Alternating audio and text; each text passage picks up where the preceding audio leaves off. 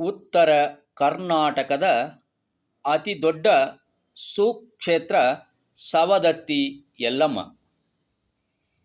ಶ್ರೀ ರೇಣುಕಾ ಯಲ್ಲಮ್ಮ ದೇವಸ್ಥಾನ ಬಹು ಪ್ರಸಿದ್ಧಿ ಪಡೆದ ಒಂದು ದೇವಸ್ಥಾನ. ಈ ದೇವಸ್ಥಾನದ ಬಳಿ ದೊಡ್ಡದಾದ ಪರ್ವತವನ್ನು ನಾವು ಕಾಣಬಹುದು. ಈ ಹಿಂದೆ ಈ ಪರ್ವತಕ್ಕೆ ಸಿದ್ಧಾಂಚಲ ಪರ್ವತ ಎಂದು ಹೆಸರಿತ್ತು.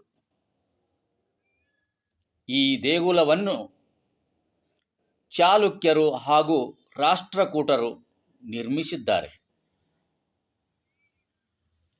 ಬೊಪ್ಪಣ್ಣ ನಾಯಕ ಅವರಿಂದ 1514ರಲ್ಲಿ ಈ ದೇಗುಲ ನಿರ್ಮಾಣಗೊಂಡಿದೆ.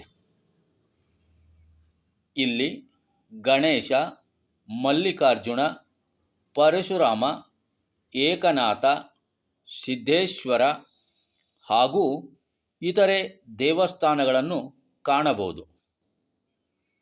ದೇವಿಯ ಜಾತ್ರೆಯ ಸಮಯದಲ್ಲಿ ಕರ್ನಾಟಕದ ಹೊರತಾಗಿಯೂ ಮಹಾರಾಷ್ಟ್ರ, ಗೋವಾ, ಆಂಧ್ರ ಪ್ರದೇಶ ಮತ್ತು ನಮ್ಮ ದೇಶದ ಹಲವಾರು ರಾಜ್ಯಗಳಿಂದ ಇಲ್ಲಿಗೆ ಭಕ್ತರು ಆಗಮಿಸುತ್ತಾರೆ.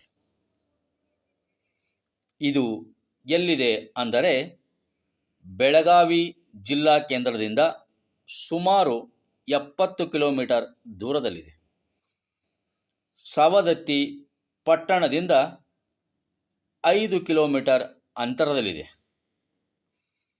ಮಲಪ್ರಭಾ ಜಲಾಶಯ ಈ ದೇವಸ್ಥಾನದ ಹತ್ತಿರದಲ್ಲೇ ಇದೆ.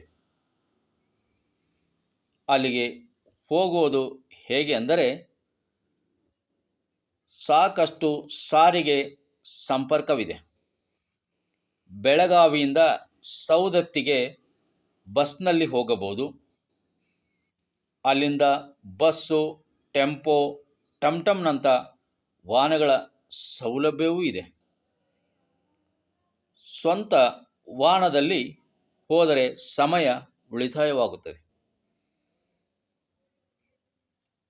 ತಂದೆಯ ಮಾತನ್ನು ಪರಿಪಾಲಿಸಿ ತಾಯಿಯನ್ನು ಹತ್ಯೆಗೈದು ಮರುಜನ್ಮವನ್ನು ಪಡೆದಂಥ ಪರಶುರಾಮ ಯಲ್ಲಮ್ಮನ ಪವಾಡಗಳ ಕ್ಷೇತ್ರ ಸವದತ್ತಿ.